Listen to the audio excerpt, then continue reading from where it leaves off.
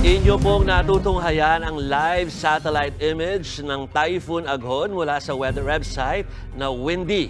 Matapos makawalong landfall nitong weekend, muli po nitong humuhugot ang lakas sa karagatan habang palabas na ng Philippine Area of Responsibility. Miyerkules hanggang Huwebes pa tinatansya po na tuluyang magpapaalam ang kauna-unahang bagyo ng bansa ngayong taon. Sa Quezon Province na sinasabing pinakanapuruhan nga po ng bagyo, umabot sa 200 pamilya ang inilikas dahil sa mataas na baha. Naramdaman din hanggang dito po sa Metro Manila ang pag-ulang dulot ng Typhoon Aghon. Magbabalita tungkol dyan si Ian Suyu. Nagmistulang ilog ang kahabaan ng South Luzon Expressway o SLEX nitong weekend dahil sa walang tigil na pag-ulang dala ng bagyong Aghon. Stranded tuloy ang ilang motorista sa northbound na bahagi ng Turbina exit papasok ng Calamba, Laguna. Pati ang Maharlika Highway sa Tiaong, Quezon, binaha rin. Ilang motorista ang sumubok pa rin pero tumirik rin. Pati mga kotse na paatras sa taas ng baha. Nagdulot tuloy ng halos 2 kilometrong traffic ang baha sa Maharlika Highway. Sa bayan naman ng Candelaria, muntik nang mawasak ang tindahang ito nang mabagsakan ng sanga ng puno. Mabuti na lang at walang nasaktan. Kanya-kanyang likas naman ang ilang residente, gaya ni Grace kasama ang 3 maliliit na anak. Napakahirap po. Gawa ng kagaya po ngayon, kaabutin na kami ng hapon na problema namin gatong tulugan. Sa tapat ng Lucena City Hall, bumigay ang canopy sa sobrang lakas ng hangin. Nabagsakan ng isang multicab at motorsiklo. Sa Sariaya, sumalpok sa kasalubong na bus ang jeep na ito sa kasagsagan ng malakas na ulan. Paliwanag ng driver ng jeep.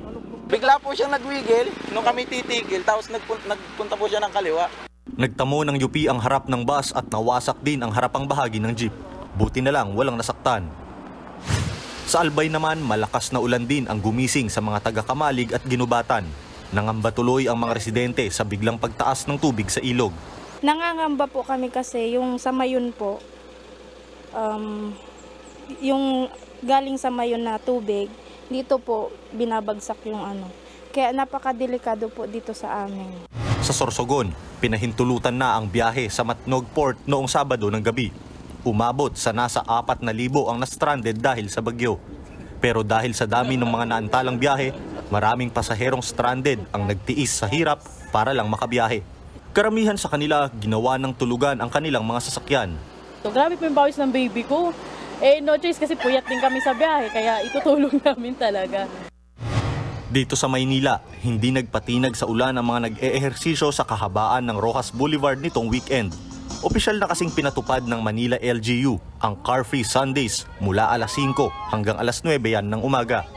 Sa ilalim nito, sarado sa mga motorista ang kahabaan ng Padre Burgos hanggang Quirino Avenue o 8 kilometro para sa mga health enthusiasts. Excited silang simulan na ang kanilang fitness journey. Alam naman po ninyo, dito sa lungsod ng Maynila, ang kalusugan ay isa sa mga top priorities namin. Kaya po, natutuwa ako na kahit umuulan, hindi ho nakisama ang bagyo sa atin, ay nandirito pa rin ang ating mga kababayan. Siniguro naman ng Manila LGU na kahit isasara ang daan, may mga alternatibong kalsada namang binuksan para sa mga motorista. Maaari pa rin gamitin ang service road sa tabi ng Rojas Boulevard, umikot sa Maria Orosa Street patungong Calao o di kaya ay dumaan sa MH del Pilar. Para sa 1PH, Ian Suyu, News 5.